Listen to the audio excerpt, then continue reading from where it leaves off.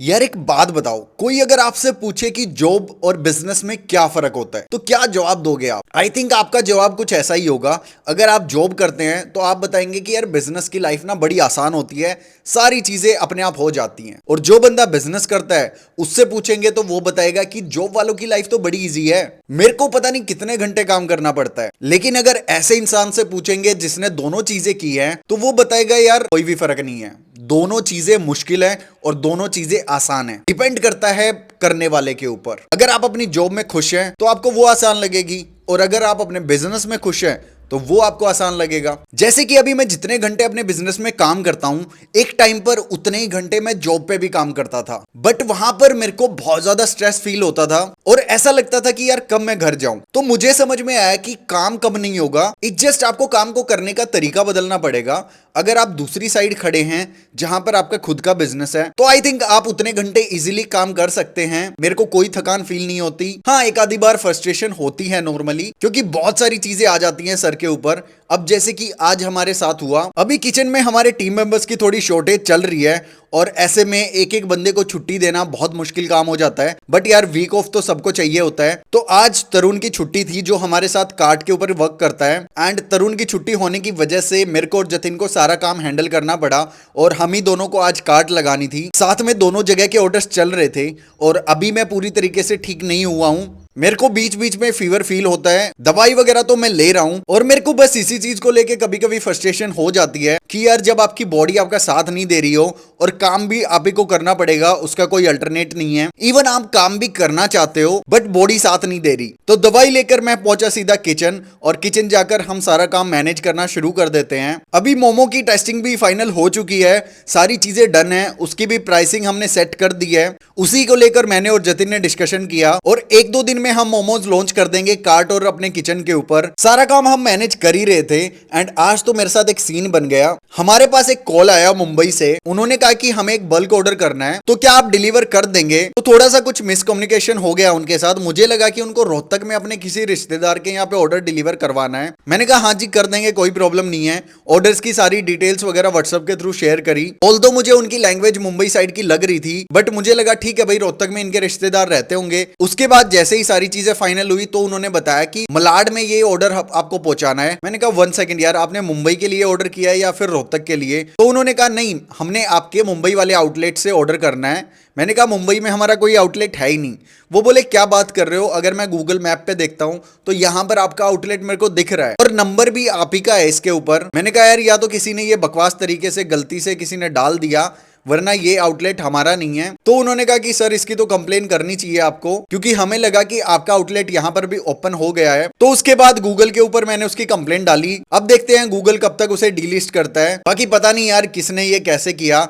कमाल की बात है कि हमारा नंबर वहां पर रजिस्टर्ड था। ये चीज सोल्व करने के बाद हम निकल गए कार्ट के लिए, सारा सामान गाड़ी में रखा। और यार हमारे यहाँ ना इतनी ज्यादा भीड़ होती है इस रोड के ऊपर, एक तो निकलने की जगह नहीं होती, ऊपर से ये सारा सामान गाड़ी में सेट करना ना महाभारत हो जाती है इस टाइम पे। तो क्योंकि मोस्टली ऑर्डर्स पता नहीं इसी टाइम पे क्यों आते हैं। जो हमारा गेमिंग सेंटर है उसके ऑर्डर्स भी आ जाएंगे, जोमेटो स्विगी भी चलेगा और नॉर्मल कस्टमर भी आ जाएंगे। और मोस्टली टाइम ये चीज तभी होती है जब हम अपनी कार्ट का सामान सेट कर रहे होते हैं। फटाफट हम लोग कार्ट के पास पहुंचे और आज हमें सारी चीजें अकेले मैनेज करनी थी। ऊपर से तबीयत इतनी अच्छी नहीं है, तो वो तो अच्छा हुआ मैं टैबलेट्स वगैरह लेकर चला गया उस टाइम पे। और आज मेरा ना गला बहुत ज़्यादा सूख रहा था, तो मैंने अपने लिए नारियल पानी और कुछ इलेक्ट्रोलाइट्स वगैरह मंगवाए कि यार ये सारी चीज़ें मेरी चलती रहेंगी, बट अगर गलती से डिहाइड्रेशन हो गया तो बहुत मुश्किल हो जाएगी। फटाफट से कार्ट को सेट किया एंड उसके बाद काम शुरू कर दिया।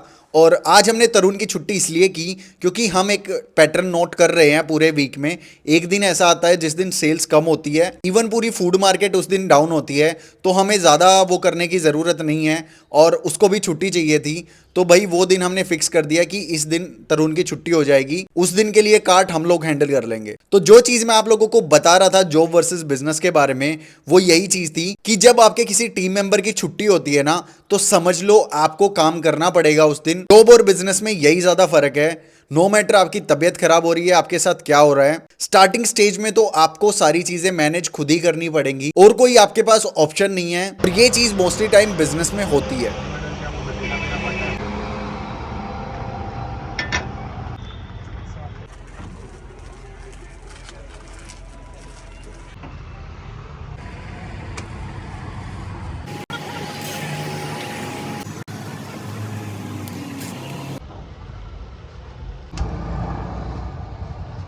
तो सारी चीजें सेट करने के बाद हमने अच्छे से काम स्टार्ट किया और कस्टमर भी कुछ आने लगे थे उस टाइम तक। फटाफट से जो जो ऑर्डर्स हमारे पास आ रहे थे हम वो बना रहे थे। और आजकल तो यार रोल्स के ऑर्डर हमारे अच्छे खासे बढ़ गए हैं, जो कि एक अच्छी बात है।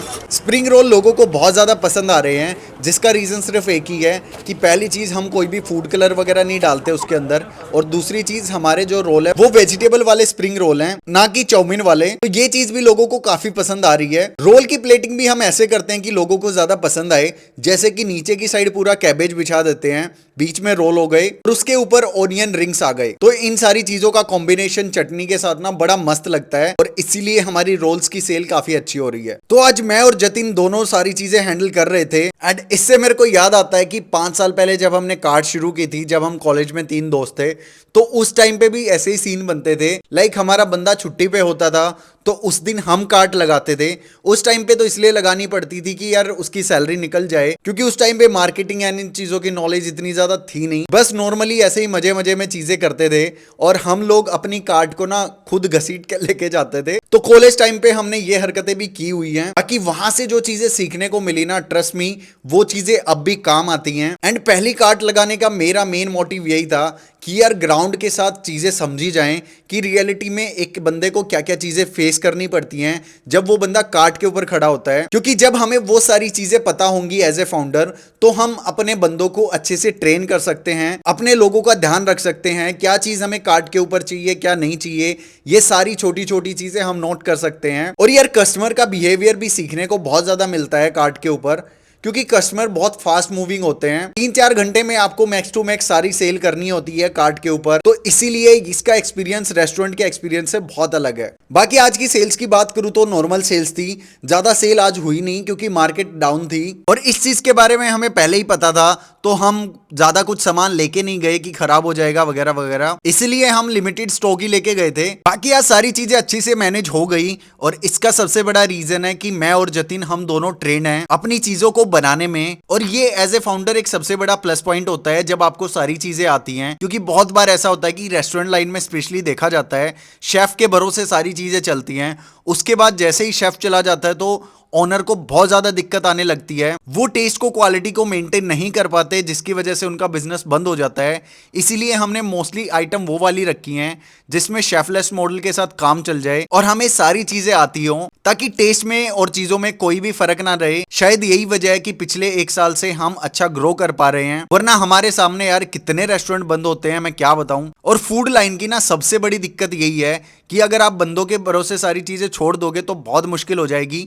हाँ, अगर आपको खुद सारी चीजें आती हैं तो आप दूसरे लोगों को इजीली ट्रेन भी कर सकते हो, अपना टाइम भी बचा सकते हो, और टाइम आने पर खुद भी काम कर सकते हो। बाकी कार्ट के ऊपर हमें एक दिक्कत लगी, वो थी कि बार बार नोटबुक में सेल्स को लिखना, और बिना लिखे हिसाब अच्छे से होता नहीं है। तो हमने इसका आइडिया निकाला कि हमने एक बिलिंग मशीन ऑर्डर कर ली है, जल्दी हम उसे कार्ट के ऊपर इंप्लीमेंट कर देंगे। बाकी कमाल की बात है कि अपने मोमोज भी जल्दी लॉन्च हो जाएंगे, उसका भी हमने एक अच्छा जुगाड़ निकाला है, आपको देखकर मजा आएगा। मोमोज बहुत हॉट सेलिंग आइटम है कार्ट्स के ऊपर पूरे इंडिया में, स्पेशली दिल्ली साइड का जो अपना एरिया है वहां पर तो मोमोज नाम से ही बिकते हैं। तो अब बारी है कि भाई ईट एंड बाइट को मोमोज में ले जाने की। बाकी आज के दिन का हमारा एंड हुआ, आज हमने फटाफट से क्लोजिंग करी और अराउंड 10 साढ़े 10 का टाइम हो चुका था। उस टाइम पर हमने फटाफट से सारी चीजों को बढ़ाया अच्छे से। एंड यार आज मैंने एक बात समझी, आपको कितनी तकलीफ हो कितना कुछ भी हो, लेकिन जब आप अपना फेवरेट काम करते हैं ना, तो आपको थकान ये सारी चीजें फील नहीं होती, सिर्फ फील होती है कि आज आपने बहुत सारा काम किया और बहुत अच्छे से किया, और नेक्स्ट डे भी सेम उसी एनर्जी के साथ करना है। तो मिलते हैं कल, बाय बाय।